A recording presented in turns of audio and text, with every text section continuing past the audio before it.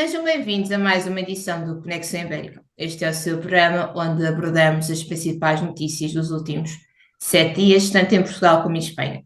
Para mais uma edição, tenho comigo o meu colega Paulo Gonzalez. Olá, Paulo, tudo bem? Todo bem. Quais é que são as notícias da semana? Bueno, la primera, Josep Borrell, premiado por la SEGIP, ha señalado que Europa debería acercarse más a Latinoamérica. En segundo lugar, Lisboa acoge un coloquio sobre el legado de Mario Suárez en el presente, pasado y futuro de América Latina. Y por último, unas declaraciones del presidente de Funiver donde pide una mayor sinergia público-privada en la cooperación iberófona. Ok, então vamos começar com o Borrell, que antes de vir a Lisboa para mais uma edição do Fórum da La Torre, foi agraciado com que prémio?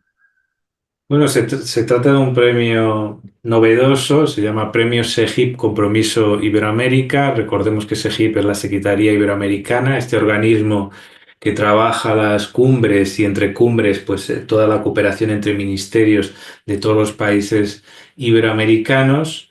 Y bueno, Borrell ya está, pues bueno, como acaba de salir, ¿no? De su puesto como ex alto representante de la Unión Europea para asuntos exteriores, pues ya está recogiendo premios, ¿no? Y como ya está jubilado, y claro, le llaman para las cosas que antes costaba más acudir, ¿no? Por todas las prioridades. Y entonces está en todos los eventos de este tipo, ¿no? Pues le están invitando y tiene pues bastante actividad. Y evidentemente por todos los conflictos que ha habido y por su experiencia personal, ya no es esa cosa típica que ocurría bueno, de los dinosaurios, a ver qué nos cuentan esto. Actualmente sí que tiene mayor interés porque realmente ha habido un escenario de tensión y él maneja un nivel de información muy superior que el resto de los mortales, ¿no? Entonces escucharle es algo bastante interesante, sobre todo en estos últimos debates sobre defensa y en particular sobre el bajo gasto en defensa de España y Portugal y cómo nos tenemos que enfrentar a esos retos, ¿no? Entonces, pues bueno, el propio secretario general iberoamericano, Andrés Alamán, ha entregado el premio SEGIP Compromiso Iberoamérica a Josep Borrell por su compromiso y apoyo a Iberoamérica. Alamán ha justificado el galardón por ese intento de acercamiento de esos dos continentes y ha defendido una fuerte alianza entre Europa y América Latina y dentro de esa misma alianza donde la comunidad iberoamericana pueda jugar un rol principal, ¿no? Para hacer más fuerte a todas las partes y hacer más autónomas a todas las partes.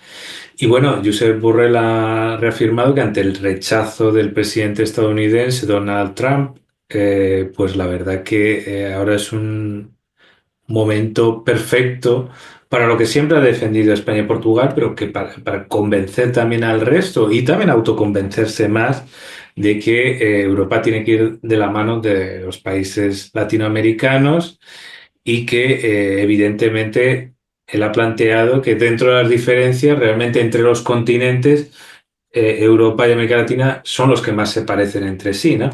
Y entonces, pues a base también por cuestiones de idioma, democracia, herencia secular, pues hay que pensar en esa otra alianza atlántica, ¿no? O esa otra relación europea transatlántica, porque normalmente cuando se habla de transatlántico siempre es Atlántico norte y no el sur, ¿no?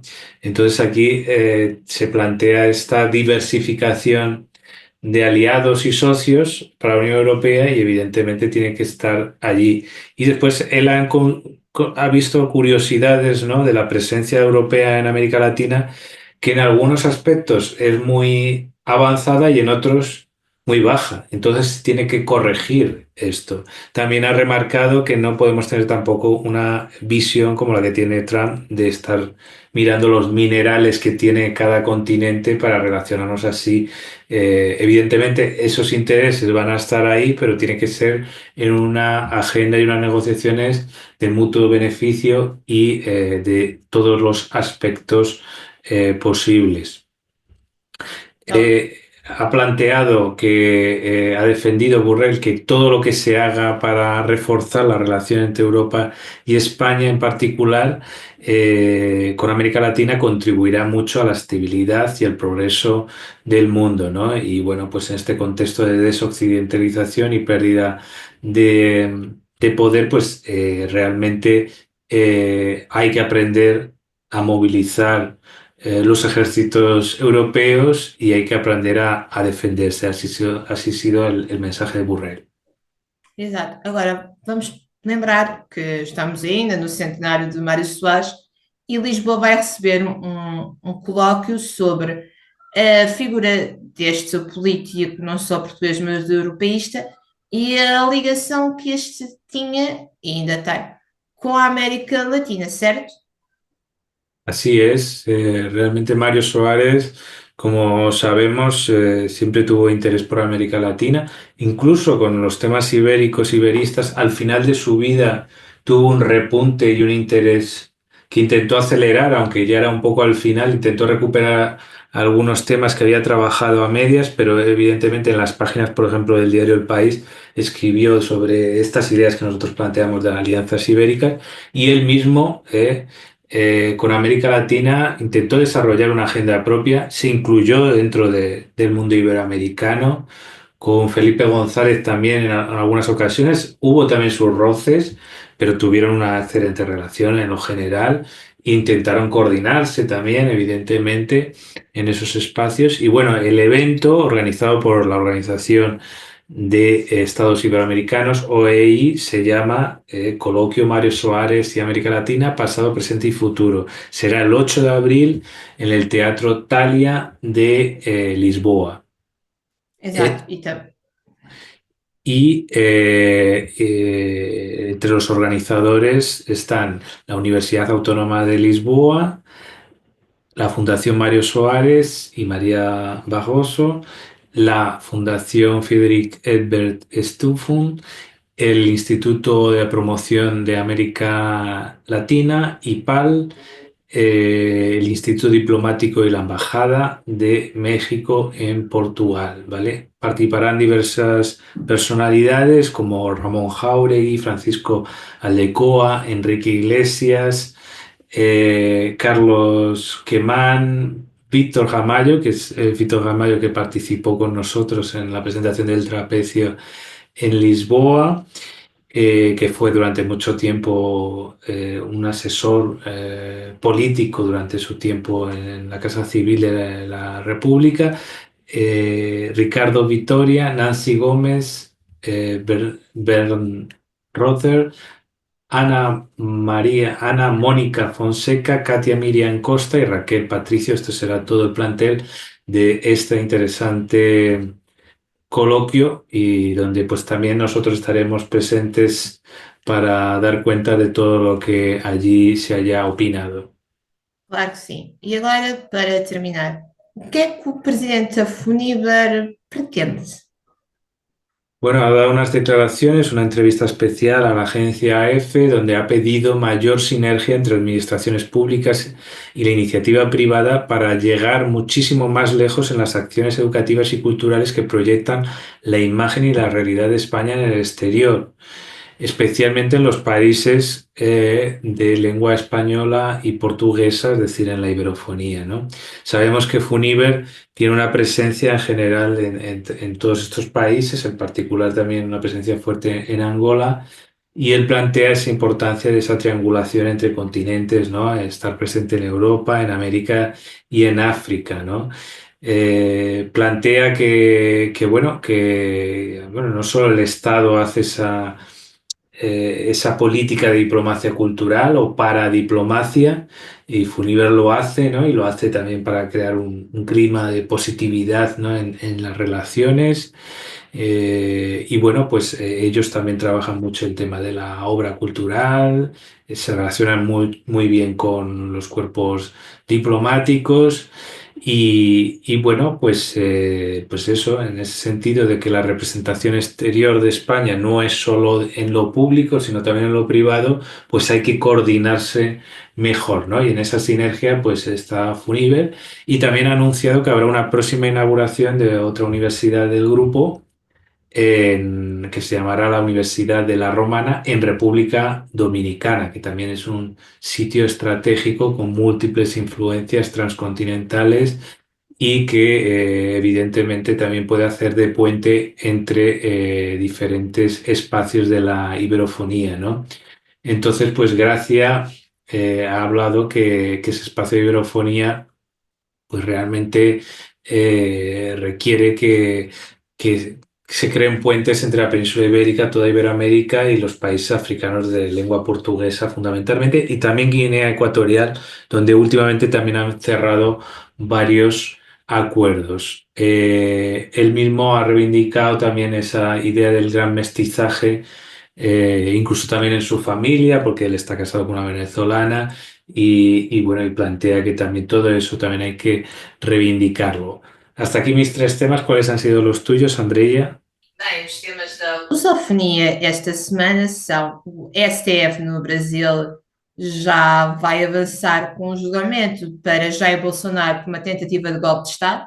Passando para Moçambique, houve a primeira reunião entre Daniel Chapo e Venâncio Mondlane depois das eleições.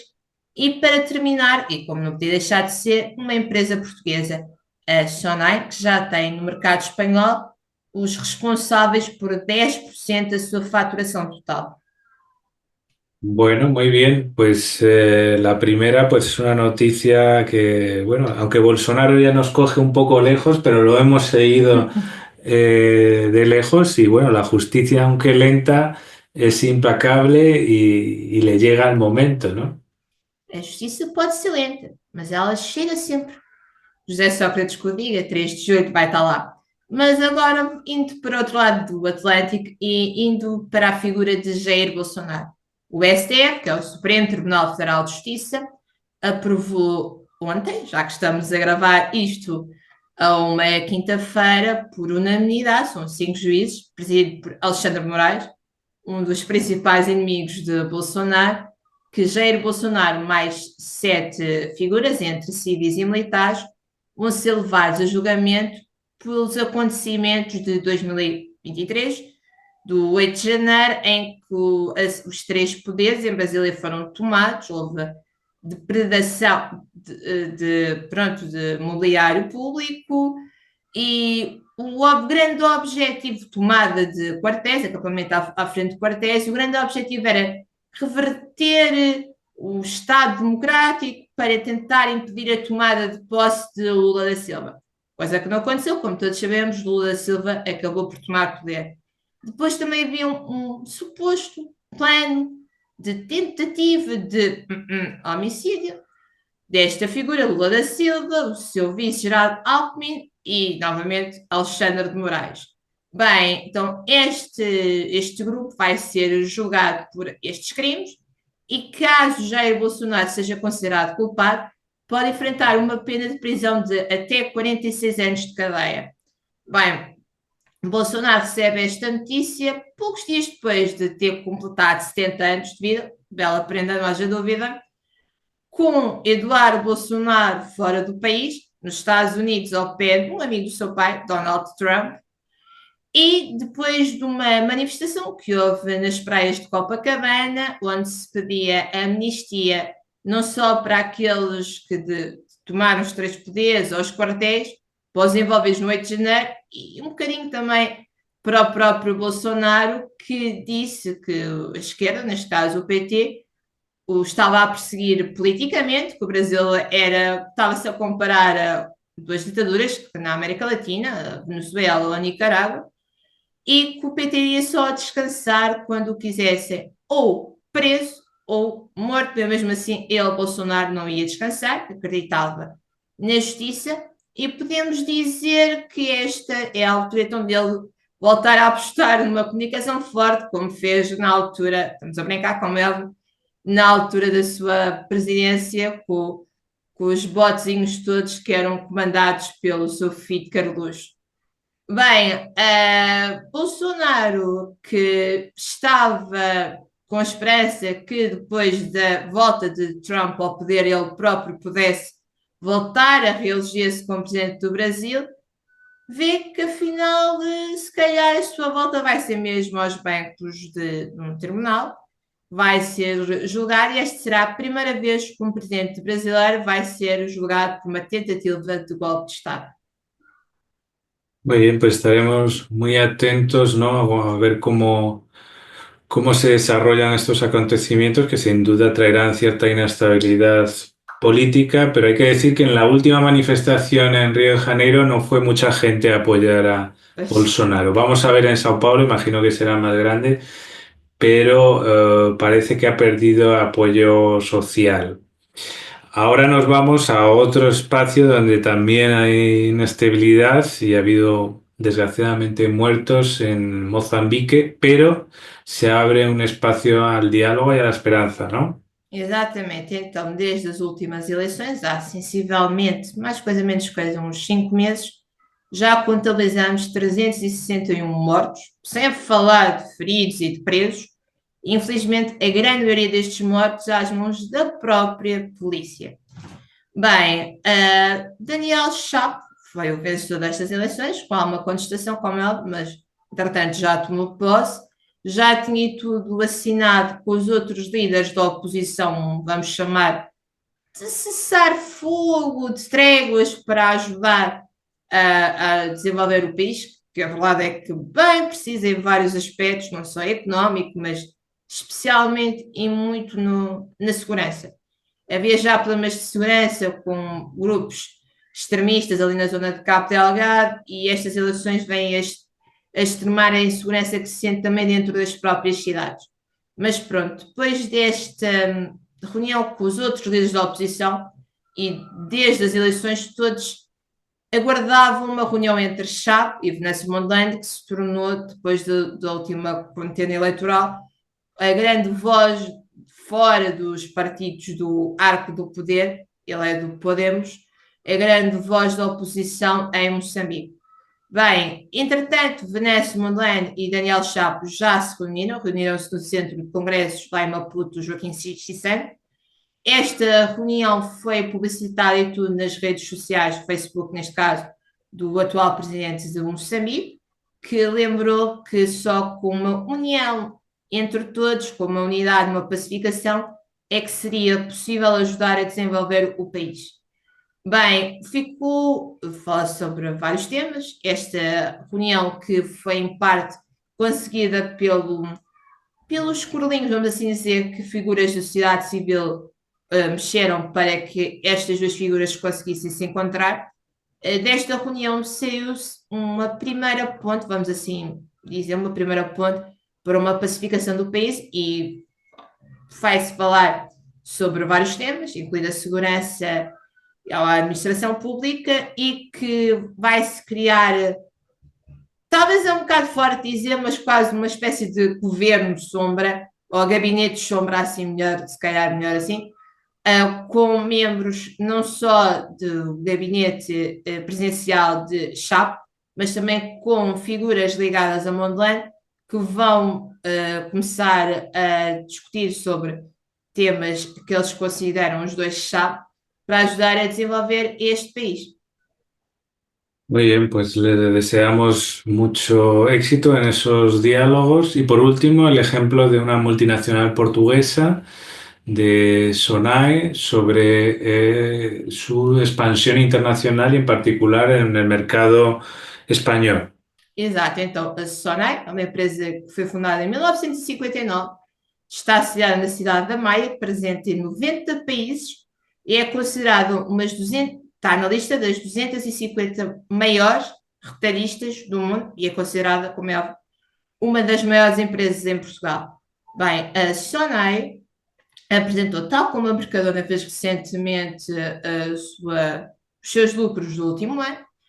E nesta apresentação, a sua CEO, a Cláudia Azevedo, referiu que o mercado espanhol é responsável sozinho por 10% destas receitas. Estamos a falar de 1.000 milhões de euros, num total de 10.000 milhões de euros, de uma multinacional que tem desde o Continente, que talvez é a sua marca mais conhecida, com participações em meios de comunicação, como é o caso do Jornal Público Português, tecnológicas, a Vorten, no imobiliário, ela gera vários centros comerciais a partir da Sonai Sierra, também tem moda com a MO, a moda alfa ou a Zipi para os mais novos, ou no quesito de saúde, bem-estar, beleza, tem o Wells,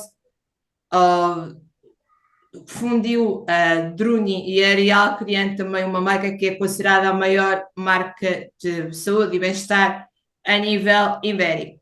Bem, a Sonai, só em território espanhol, tem 617 lojas, participações em vários, como já disse, não só nestas áreas, mas também está a investir em várias startups em Espanha e considera que existe espaço para investir ainda mais no mercado espanhol, que é considerado um dos mais importantes para este grupo, que pretende continuar a dar novas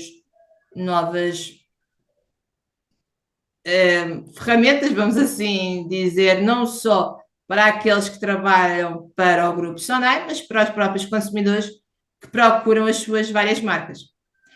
E um aspecto curioso, que é uma mulher que está à frente deste grupo. E em Portugal ainda são poucas, mas há várias mulheres já em cargos-chave de empresas de destaque. Muy bien, pues otro caso de buenas prácticas y desde el trapecio siempre nos gusta señalar pues ejemplos para que nos motiven y nos inspiren en nuestros proyectos y que cada vez se multipliquen más. Bueno, hasta aquí las principales noticias de, bueno, la iberofonía en general. La lusofonía ha tenido bastante presencia en este caso y ya sabéis, nos podéis encontrar en redes sociales y YouTube. Muchas gracias. Até a próxima.